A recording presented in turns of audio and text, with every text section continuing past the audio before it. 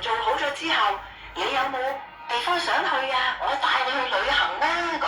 因為我爸爸做咗50年嘅燒臘鋪嘅時候，冇咩時間係可以周圍去旅行。嗰個年代就算唔係做燒臘鋪，你都冇㗎啦，係咪？我爸爸最叻就係咩？可能去台灣行下都去驗身。嗰陣時佢哋好興去台灣驗身嘅。咁我或者翻大陸啦探親。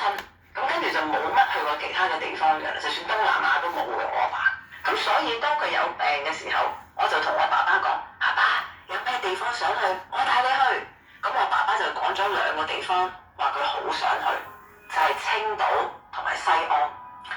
講緊係20幾年前嘅，即係做電療嘅時候，冇乜胃口啦，喺喉嚨裏邊當然係會影響佢嘅吞咽啦嚇。當然對佢嚟計，冇人會諗過，哇！一退休就有事㗎嘛，一退休係諗住去享福㗎嘛，係咪去行開下咁啊？真係好似我講，邊有諗過係會立即就會有個癌？記得佢退休年咁上下就已經係有癌症，咁所以嗰個打擊對佢嚟計係好大。咁所以咧喺佢電療完咗之後咧，我真係如佢所願帶咗佢去青島同埋西安。我